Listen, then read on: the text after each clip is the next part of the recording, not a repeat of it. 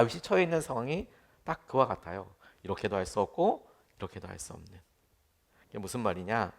자신이 지금 전쟁에 나가서 싸우려고 하는데 사울 왕과 이스라엘과 싸우고 있는 거예요.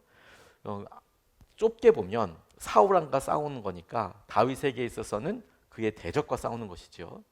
좀 넓게 보면 이스라엘 민족과 싸우는 것이니 자기 안에서 싸우는 그런 문제와 또 직면하게 되는 것이죠. 이렇게 하기도 어렵고 자기 스스로 이렇게 하기도 어려운 그런 일들을 우리가 종종 만납니다.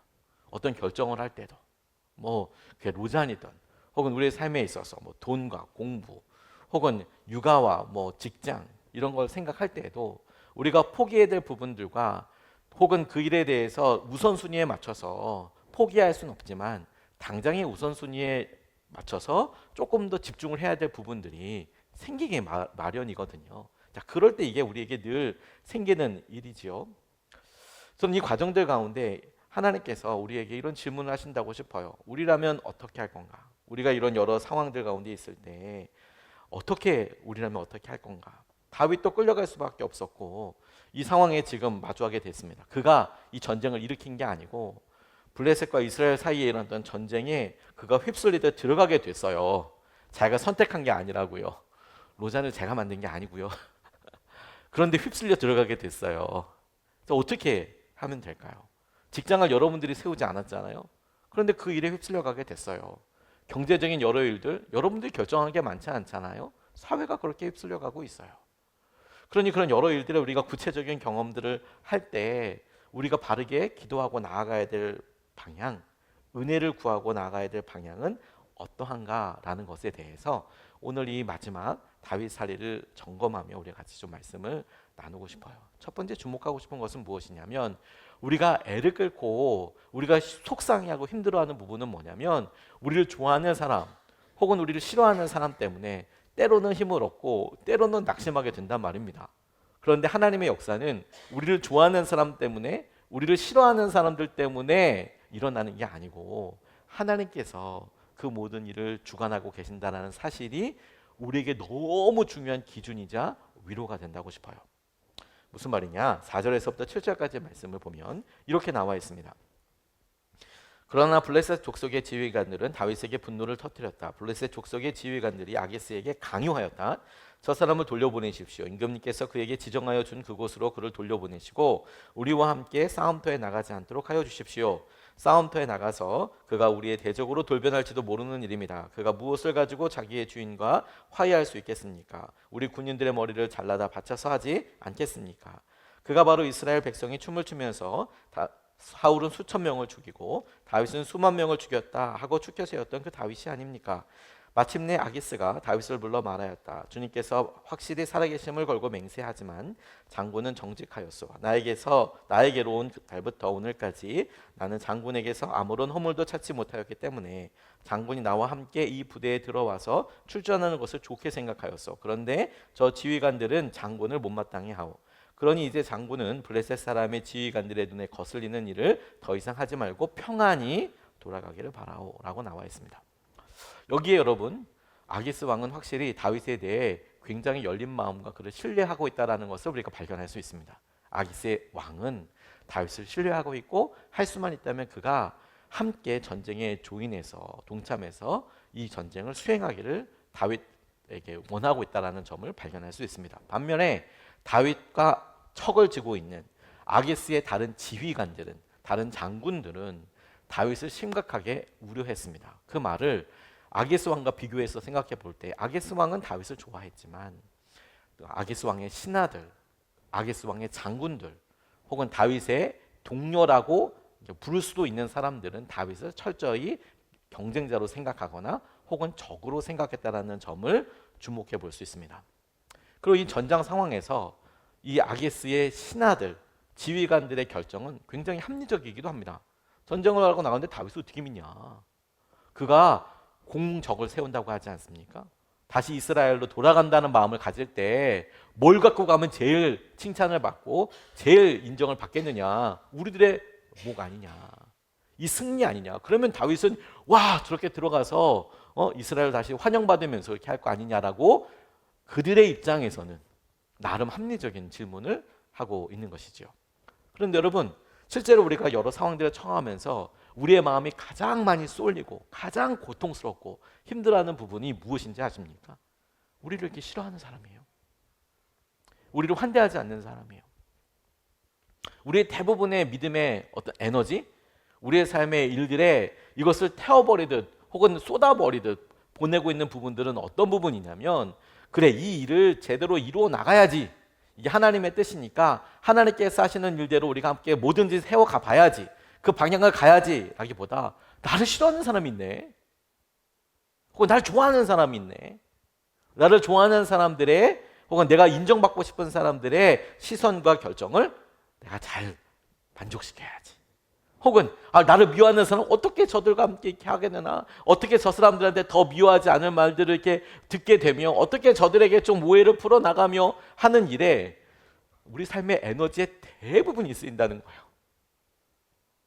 그게 우리의 현실이고 실상입니다. 사실은 저는 이 모습을 통해서 다윗이 그가 어떻게 하나님께서 하실 말씀들을 누리면서 살면서 지금 이 아기스 왕의 진영에서 살고 있었을까, 그의 보이지 않는 우선순위랄까, 그가 가지고 있었던 평가의 우선순위들에 대해서 넌지시 발견할 수 있다고 싶어요. 그가 만약에 아기스 왕을 기쁘게 하는 그런 것이 목표였다면, 혹은 자기가 지금 아기스 왕에게 블레셋 땅에서 지내기 위해서 어떤 일을 해야 하는지, 나를 싫어하고 미워하는 사람들에게 어떻게 행동해야 되는지에 대해서 끌려다니는 사람이었다면 굉장히 속상했을 법한 일이에요.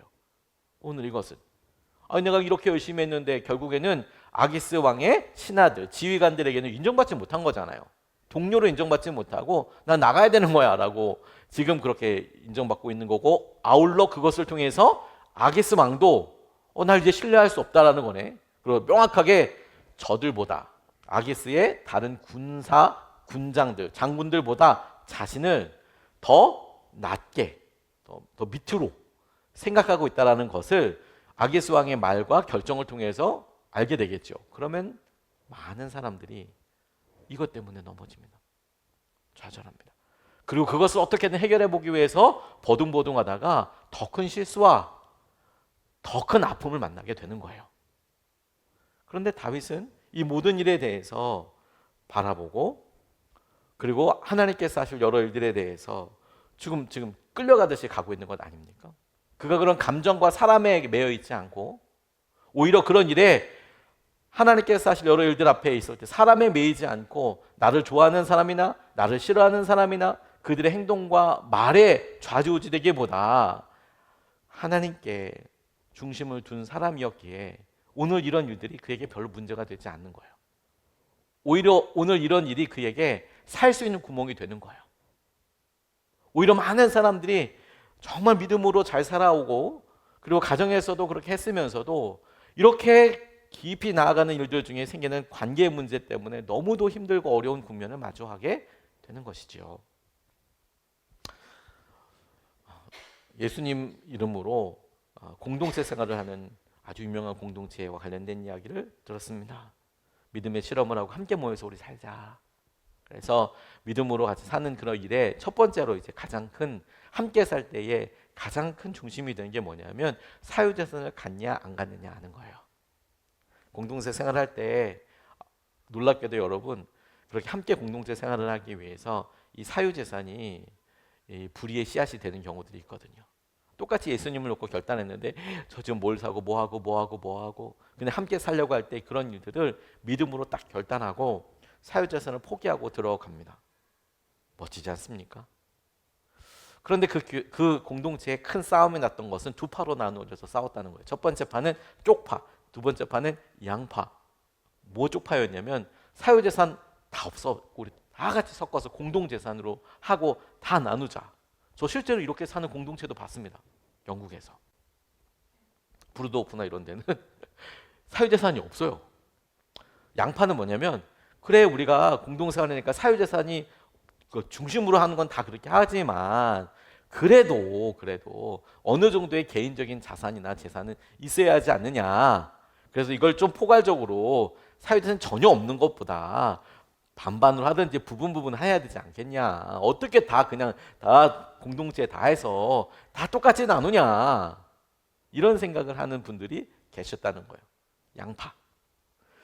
그곳을 담임하고 있었던 목사님이 해외로 나가서 말씀을 전할 기회가 있었는데, 그런데 그 교회에서 이 목사님의 말씀에 너무 큰 은혜를 받아서 그 교회도 어려운 사정에 있어서 정말 간곡히 부탁해서 1년 정도를 외국에서 머물러야 되는 상황이 되었고, 그 교회는 공동체였기 때문에, 본인이 섬기고 있었던 공동체는 공동체였기 때문에 다른 분들한테 그 공동체에서 남아서 이렇게 좀 섬겨달라고 이야기하는 그 1년 사이에 이 쪽파와 양파가 엄청나게 많이 이제 갈등이 있었고, 도착해서 보니까 이게 다시는 안 볼 정도로 다 따로 예배 드리고 막 이렇게 공동체 안에서 그러고 있더라는 거예요. 따로 예배 드릴 정도로. 그래서 이분이 같이 이제 왜 그러냐 이걸 들어보니까 그 얘기인 거예요. 사유재산 인정할 거냐 말 거냐, 부분적으로 인정할 거냐, 아니면 100%다 우리 사유재산 없이 할 거냐. 그래서 우리가 이틀을 두고 우리 다 같이 한번 얘기해 보자. 그래, 안에 있는 얘기 다 해보자. 뭐 때문에 그러냐 도대체. 지금 얘기도 안 하고 있는데 그동안에 밀린 얘기 우리가 공동체가 모여서 다 얘기해 보자. 그랬더니 이틀을 그렇게 얘기하기로 했는데 첫날 난리가 났대요. 막 엄청난 막 불의 사자들이 갑자기 나기 시작해서 서로가 도저히 이해할 수 없을 것 같은, 내 상종을 못 하겠다고 저것들이랑 서로 막 이렇게 될 때까지 이 의견이 치닫아 갔다는 겁니다. 근데 그 목사님이 그런 여러 일을 보면서 너무 마음도 아프고 하지만 우리가 이틀을 이야기를 했으니까 내일도 한번 마지막으로 모여서 얘기를 해보자. 그렇게 이제 다시 불렀는데 이틀을 약속했으니까 쪽파도 양쪽파도 같이 와서 모이는데, 그날은 어저께 뭐 해야 될 말 안 해야 될 말 다 했으니까, 근데 그날은 같이 모여서 이렇게 여러 이야기를 나누다가 기도회를 이렇게 인도하게 되는데 성령의 충만함이 흘러 넘치는 성령님의 만지심을 경험했다는 거 아니에요. 너무 큰 위로가, 회복이 있고 너무 부럽기도 했어요. 사실 그런 은혜와 충만함이 있었다라고 그렇게 이야기하시더라고요. 그 셋째 날이 됐대요, 드디어 이제. 그런데 너무 놀랍게는 의견에 아무 차이가 없더래요. 3일째가 되었는데 여전히 쪽파는 사유재산 없어야 된다고, 다 같이 우리가 공평하게 살려면 하나님의 나라와. 양파는 여전히 사유재산 조금 있어야 된다고, 아이들 이렇게 할 때도 그게 맞다고, 이게 우리 지금 공산당이냐고 막 이렇게 얘기하는 의견에 정말 조금 더 변화가 없더래요. 근데 차이가 생겼던 부분은 어떤 부분인지 아십니까? 의견이 다른데 밉지가 않더래요. 서로가 의견은 여전히 다른데 밉지가 않더래요. 밉지가 않더래요. 자신의 대적과 다윗이 싸우려고 할 수도 있죠. 근데 여러분, 우리는 이런 감정들 가운데 우리를 좋아하는 사람, 우리를 미워하는 사람들 사이에 우리도 모르게 미워하는 것을 당연하게 여기고 무례하게 되는 것을 당연하게 여기고 그런 방법에 대해서 괜찮다라고 그렇게 생각을 해요. 그게 문제라는 거예요. 그게 하나님의 뜻을 제대로 분별하지 못할 가능성이 아주 넓어지는 부분이라는 거예요. 오히려 하나님께서 어떤 일을 하실지에 대해 우리가 살피고 기도하고 보는 것이 너무 중요하죠. 다윗이 지금 여러분 이렇게 혼란스러운 결정 가운데 나중에 후회하지 않게 될 여러 일들을 하게 되는 데 있어서 다윗 스스로가 결정한 것은 없었어요. 그러니까 아게스 왕이 결정했고 그에게 아게스의 장군들이 이야기를 했던 거예요. 다윗은 안 갈래요. 사울은 정말 싸워서 어떻게 하고 싶지만 이스라엘과 안 싸우고 싶어요. 이렇게 얘기했던 것도 아니에요. 그러면 그가 더 곤란했을 수도 있어요. 이 전쟁 끝난 다음에 다윗은 정말로 오히려 거꾸로 다시 공격을 받을 수도 있어요. 아무것도 할 수 없는 진퇴양난의 순간에 그는 아무것도 못했지만 이 순간을 그가 지혜롭게 넘길 수 있었던 이유가 무엇이냐면 사람이 좋아하고 사람이 싫어하는 그 사람 따라서 살아가는 게 아니라 하나님께서 이끌어 가시는 대로 살아가기 때문이에요. 이 모든 일을 하나님이 이끌어 가세요. 그렇게 보면 여러분, 하나님께서 이끌어 가시는 일에 대해서 우리가 떠올려 볼 게 있습니다.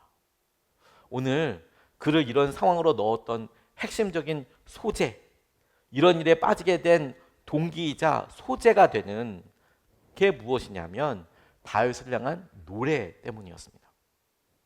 그가 이 노래를 듣고 가졌던 기분, 혹은 그 노래가 불려졌을 때 다윗과 함께 했던 사람들의 기분 생각해 볼 수 있겠다고 싶어요. 무슨 노래냐? 5절 말씀에 이렇게 나와 있습니다. 그가 바로 이스라엘 백성이 춤을 추면서 사울은 수천 명을 죽이고 다윗은 수만 명을 죽였다고 추켜 세우던 그 다윗이 아닙니까?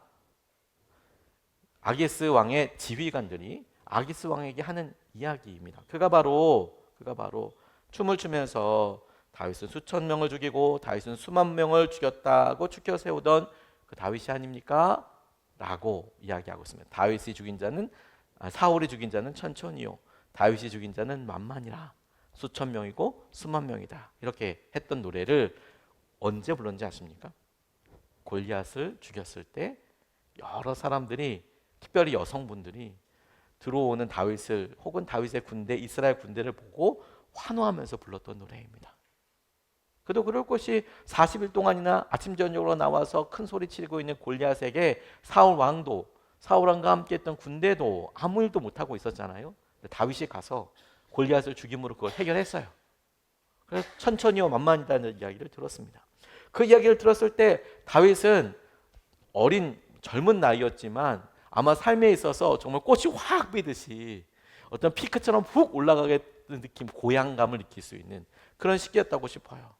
자기를 향해서 사람들이 다 인정해요. 그 노래가 됐으면 울려 퍼지는 거 아니에요? 요즘으로 이야기하면 인터넷에서 엄청난 조회수와 실시간 검색어 1위가 오랫동안 진행되겠죠. 그리고 블레셋과의 전쟁 때마다 누굴 생각하겠어요?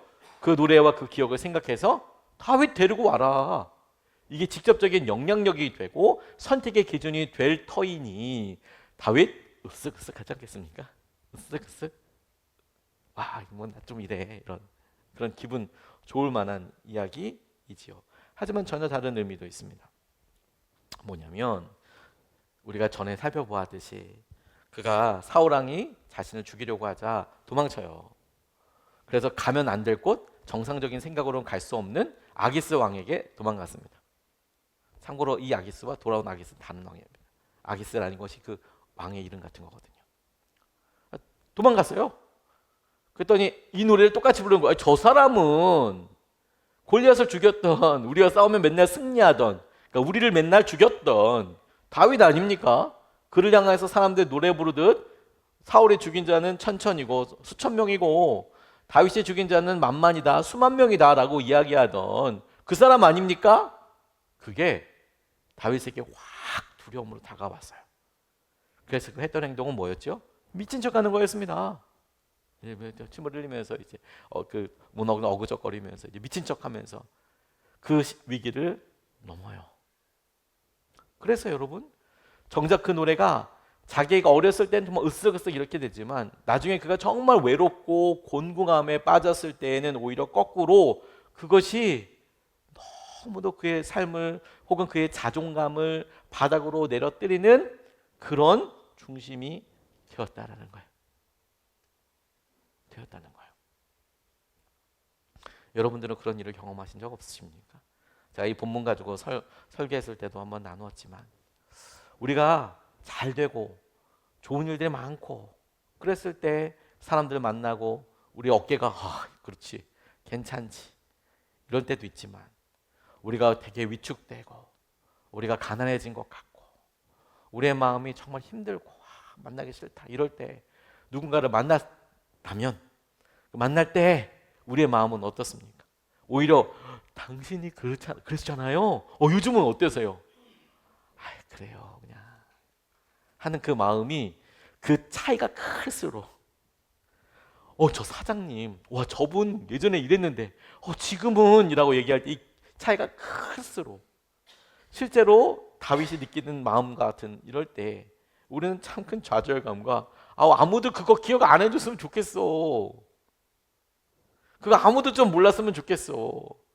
자기가 가장 화려하고 자랑하고 싶은 때인데 아무도 모르는 곳에 가서 나 생활하고 싶어. 아무도 몰랐으면 좋겠어. 사실 다윗이 그런 마음으로 블레셋 가지 않았겠어요? 근데 블레셋에서 솔직히 그걸 경험한 건 정말 바닥 같은 자기의 낮은 자존감이잖아요. 그러니 여러분, 그 노래 그때 그 듣고 이렇게 했을 때 다윗은 어떤 생각하냐면 그거 아무도 기억 안 했으면 좋겠어. 더 창피해, 더 두려워. 그런 생각 들었어요. 뭐 우스갯소리입니다만 제가 뭐 로장 가서 고생을 좀 했어요. 예, 가고 나고 갔지만 영어로만 진행이 되는 곳이었거든요. 항상 이런 모임이 되면 외국 사람을 만나면 이 정말 거부할 수 없는 이 어색함은 정말 어떻게 감당이 안 되잖아요. 그래서 식사할 때도 같이 외국 사람들 주위에 다 있는데 밥 먹을 때만큼은 좀 편하게 해주지 나를. 근데 이제 헬로우 하고 이름 소개하고 나면 할 말이 없는 거예요. 이게 뭐 물어보고 싶은 것도 없고 물어볼 수 있는 어휘력도 제게 없는 것 같고, 그리고 막 저한테 물어보면 대답하기도 막 컥컥대고 있는데 그러니까 다른 옆에 있는 한국 사람들이나 저를 아는 목사님들이 내가 영어 하는 거 좀 안 봤으면 좋겠다. 이런 말도 안 되고 맥락 없는 영어와 단어들을 던지는 것이 너무 황망하다. 이런 생각이 막 드는데, 그런데 꼭 저의 과거라는 그런 목사님들이 계시잖아요. 참 목사님, 카투사 갔다 와서 영어가 편하니까 얼마나 좋아.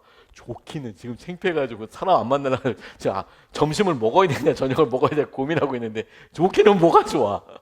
아싸네 처음 본 목사님들이면 그러려니 서로 그러는데 목사님 뭐 군대 생활 이렇게 하고 그래가지고 외국 사람들 말하는 거 떨리지도 않고 다 좋죠? 안 좋아요. 목사님 겸손이 아니라 진짜 죽을 것 같아요. 막 마음속에 막 힘들어요.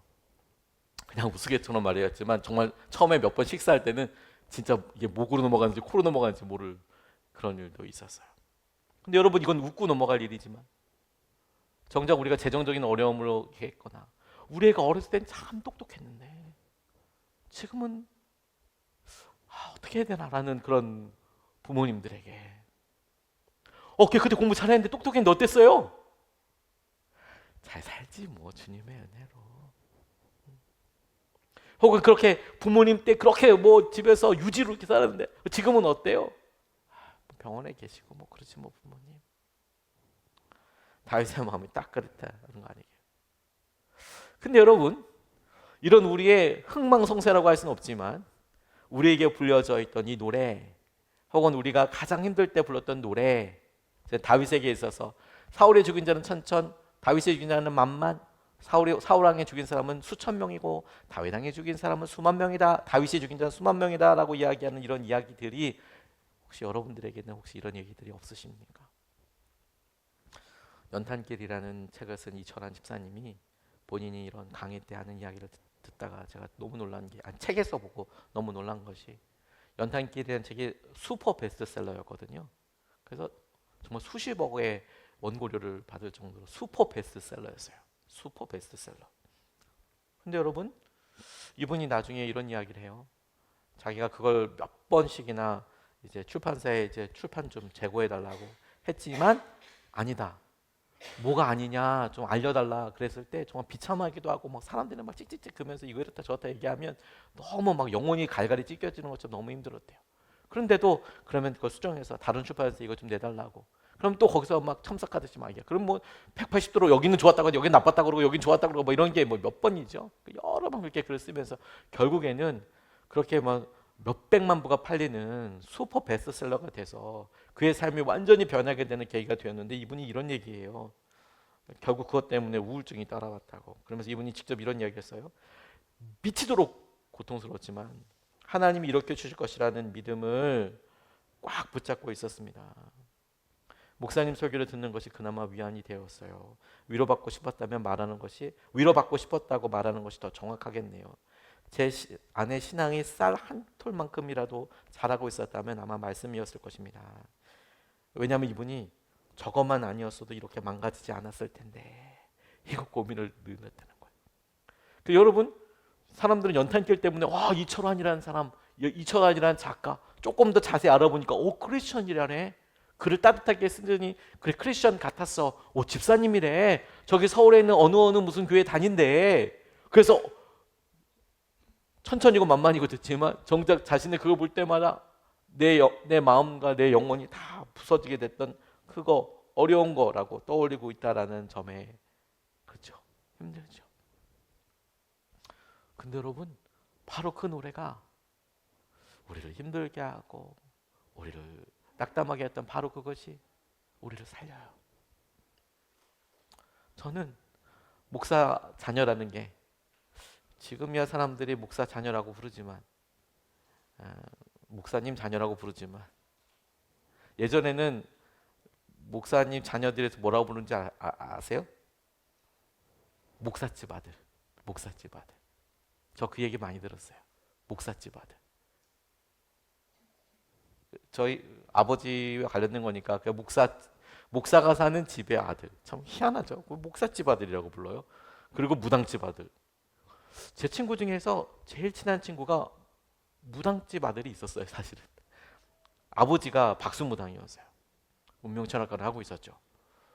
저희 집에서 가까웠어요. 그렇다고 해서 저는 WCC와 관련이 있지 않고 그런 종교 통합과는 전혀 문제가 없습니다. 저 4학년 때 친구입니다. 제일 친한 친구 중에서 무당집 아들이 있었어요. 정말 친하게 지냈어요. 걔랑 같이. 맨날 놀 사람이 걔밖에 없었기 때문에 놀고 가서 구슬치기 하고 친하게 지냈거든요. 근데 목사집 아들. 근데 제가 이렇게 생각해봐요. 그 이름이 사실 저를 어렸을 때 제게 궁색하고 어려워도 재정과 기회의 끈이 되었던 것이 저희 아버지께서 사역을 하셨기 때문 아니겠어요? 그건 축복이죠. 은혜죠. 근데 제가 한참 방황하고 어려울 때는 목사집 아들이란 말에 정말 트라우마 막 이렇게 되지만 어디 가서 나 목사님 아들이라고 하지 마라. 좀 밝히지 마라. 그리고 어디 가서 나 목사님 아들이라고 얘기 안 하고 살았다고요. 그래서 천천만만인 것처럼 이렇게 힘들어요. 근데 저 요즘 제가 목사님 자녀이기 때문에 살아요. 그를 살린 것이 그때 불렀던 노래예요. 8절에서부터 11절까지의 말씀을 보면 이렇게 나와 있습니다. 이번에는 다윗이 아기스에게 항의하였다. 내가 잘못한 일이 무엇입니까? 임금님을 섬기기 시작한 날부터 오늘에 이르기까지 임금님께서 말씀하신 대로 종에게서 아무런 허물도 드러나지 않았다면 왜 이 종이 이제 나의 상전이신 임금님의 원수들과 싸우러 나갈 수 없습니까? 아기스가 다윗에게 대답하였다. 장군이 정직하다는 것을 나는 잘 아오. 나는 장군을 하나님의 천사처럼 여기오. 그런데 블레셋 사람의 지휘관들과 블레셋 사람의 지휘관들이 장군과 함께 싸움터에 나가지 않겠다고 말하오. 그러니 이제 장군이 데리고 있는 옛 주인의 종들과 더불어 내일 아침 일찍 일어나시오. 내일 아침 일찍 일어나서 해가 뜨는 대로 떠나도록 하시오. 그리하여 다윗은 다음날 아침에 일찍 일어나 부하들과 함께 출발하여 블레셋 사람의 땅으로 돌아오고 블레셋 족속은 이스라엘로 올라갔다고 이야기하고 있습니다. 다윗에게 있어서 베스트 아닙니까? 그가 결정하고 싶었다면 다 이렇게 하고 싶었을 텐데 문제는 이렇게 할 수 있는 지혜나 능력이 그에게 없었어요. 어떤 형국이냐면 전쟁에 나가려고 그가 동의하지 않았던 끌려갔어요. 전쟁적하지.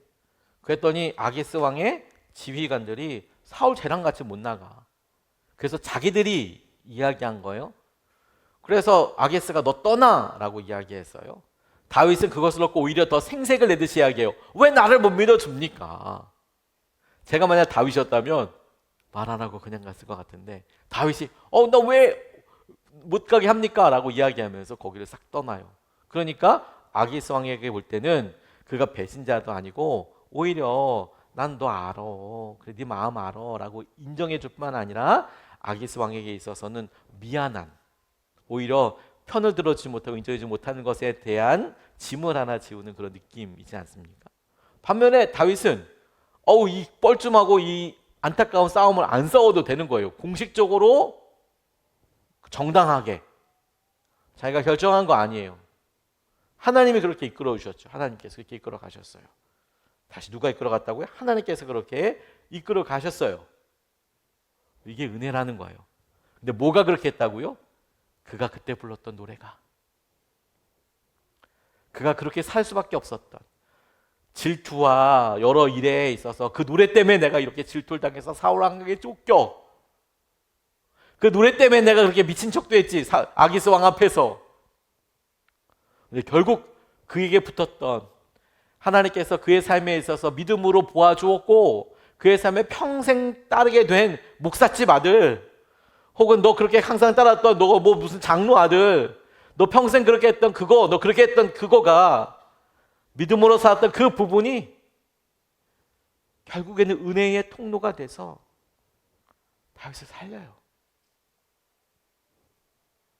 우리가 이것을 믿고 우리가 이것을 의지하는 것입니다. 우리에겐 다른 것은 없어요. 다른 것은 없어요.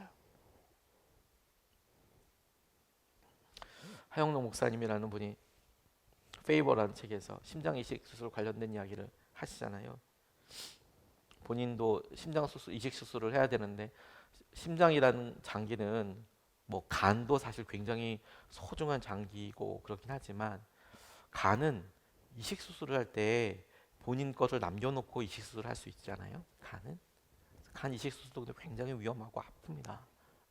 근데 심장은 누군가에게 하나밖에 없고 내게도 하나밖에 없어서 심장 이식 수술을 한다는 것은 한 사람이 갑작스럽게 이 땅을 떠나야 가능한 일이잖아요. 심장 수술을 해야 되는 밖에 없는데, 근데 그 시간을 기다리고 있는데 그날 감사하게도 한 분의, 감사하다고 표현하면 좀 너무 그렇죠. 한 분이 심장 공여자가 있어서 이제 다음 날 심장 수술을 할 수 있게 됐어요. 그게 기적이죠. 왜냐하면 많은 사람들이, 절반 이상의 사람들이 타이밍을 못 맞춰서 기다리는데, 심장이 있다고 해서 바로 심장을 수술할 수 있는 게 아니라 혈액형과 여러 타입들이 맞아야 심장 수술을 할 수 있다는 거예요. 그냥 있다고 되는 게 아니라 그 들어온 그 심장, 공여자의 심장이 일단 들어오는 것 자체도 희귀하지만 들어왔을 때 자기랑 맞아야 자기가 그 대상자가 되는데, 그러니까 사람들이, 필요한 사람들이 미국에서도 미국의 전국에 많을 거 아닙니까? 그러니까 심장 기다리다가 죽는 사람이 많다는 거예요. 순서대로 오는 게 아니라 자기한테 맞는 심장이 없어서 일찍 왔다고 받는 게 아닌데, 자기는 너무도 감사하게 자기에게 맞는 동일한 조건의 심장을 받게 됐다는 거예요. 그래서 수술을 바로 앞두고 있어서 수술 전에 여러 체크를 하는데 갑자기 헬기에 실려온 어떤 여성이 있었다는 겁니다. 그리고 너무 심각해 보이는 그 여성에 대해서 의사들이 이야기를 하는데, 그분한테 이야기했던 지나가는 얘기로, 지금 그 심장이, 이 하영록 목사님이, 그때는 목사님이 아니었지만 그냥 목사집 아들이었던 하영록 목사집 아들에게 지나가듯 그런 얘기했다는 거 아니겠어요? 이 심장 그분한테 가면 살 텐데, 이 심장이랑 딱 맞는데. 근데 이분도 뭐 지금 살려고 지금 여기 있는 거잖아요. 그래서 물어봤대요. 그 자매한테는 얼마나 급하냐, 얼마나 오래 살 수 있냐. 그 자매는 만약 수술하지 않으면 내일쯤에, 오늘 내일 너무 급한 사정으로 왔기 때문에 오늘 내일 할 거다. 나는 어떠냐? 일주일 정도 살 수 있을 거라고. 일주일. 여러분, 말이 일주일이지 하루나 일주일이나 지금 심장이 없는 사람한테, 더군다나 이분은 지금 다 결정이 돼서 수술을 하기로 지금 이제 수술 전에 점검하고 있는데 그런 얘기를 들은 거예요. 근데 이분이 기도하다가 이 짧은 시간 안에 이렇게 하면서 의료진들한테 얘기했대요. 그 심장을 저 여인한테 주라고. 자기는 일주일 동안 있으니까 저 여인한테 주라고. 아니요 선생님, 그럴 필요 없어요. 지금 이미 다 결정이 됐고, 공여자 결정이 됐고, 지금 수술 준비도 들어갔고 하니까 그냥 수술 받으시라고. 여인한테 주라고. 내일 죽는다고 하니까 여인한테 주라고. 그래서 그 여인이 살았대요. 수술을 하고. 하지만 정말 남아있는 시간 동안 너무 힘들고 너무 고통스러운 시간을 보냈죠. 두려움도 그렇고. 하지만 저는 하영록 목사님이 이 심장 저 여인에게 주라고 이야기한 그 순간이 그의 삶에 있어서 골리앗이 무너지는 순간이라는 생각이 들어요. 내 삶을 다스리고 소리 지르는, 생명과 관련돼서 목숨을 빼앗을 수 있는 이 심장, 이 질병이 골리앗처럼 내 안에 막 있을 때, 너무도 아이러니하게 내게 온 이 심장과 나의 럭키 행운과 같은 이 심장을 저 여인에게 주세요 하는 순간 그의 마음속에 골리앗 하나가 무너졌죠. 그리고 너무 감사하게도 본인에게도 심장이 와서 수술을 할 수 있게 됐답니다. 그런데 알코올 중독으로 생을 마감한 그런 노숙자와 같은 분의 심장을 얻게 돼서 그 이후로 회복이 돼도 심장 상태가 좋지 않아서 고생을 많이 하셨어요. 그런데도 이분이 좋은 기업에 다니고 있었지만 직장도 아프니까 출근을 못하니까 그만두고, 할 수 있는 것대로 먹고는 살아야 되니까 사업을 한다고 하는데 누가 밀어주는 사람도 없고, 이분은 이제 건축사였기 때문에 설계하고 건축 이렇게 하게 되는데 주차장 건물을 주로 하시거든요. 우리가 생각하는 조그만 주차장 아니고 이제 대형 건물의 주차장 이런 걸 하는데, 그런데 놀랍게도 미국에서 두 번째로 큰 카드 회사에 주차장을 짓게 됐대요. 나중에 지나고 나니까 그 부회장이 암 판정을 받고 2년밖에 살 수 없다고 이야기를 들었는데 그 즈음에 이 하용록 목사님을 만난 거예요. 막 병에 힘들어서 얼굴도 막 힘들고 제대로 숨도 못 쉬고 막 이러고 있는, 심장을 공여받아 수술했지만 정상적인 생활이 안 되는 이분에게 기회를 줬다는 거예요. 한 8년 지나고 난 다음에 6년 지나고 난 다음에 이 부회장님이 돌아가셨을 때 알았대요. 왜 자기한테 기회를 줬는지. 이 부회장님이 들여보냈는데 비서실에 따로 전화해서 그랬대요. 나도 이 불치병이어서 한 번만 살려달라고 이야기하는데 저 젊은 사람, 당시에는 젊었으니까 저 젊은 사람에게 내가 갖지 못했던 두 번째 기회를 좀 주고 싶다고. 나도 살고 싶어서 이렇게 하지만 나도 이제 시한부 인생으로 2년 잡아놨는데 저 청년한테 좀 기회를 줘보고 싶다고. 그래서 이제 이렇게 밀어줬다는 거예요. 근데 가난은 역시 길어지고 힘들고, 그리고 미국에는 돈 있는 사람만 그러면 수술 받을 수 있으니까 한 사람당 2번 받을 수 있도록, 2번만 받을 수 있도록, 2번 이상은 안 되도록 그렇게 법제화를 시켜놨답니다.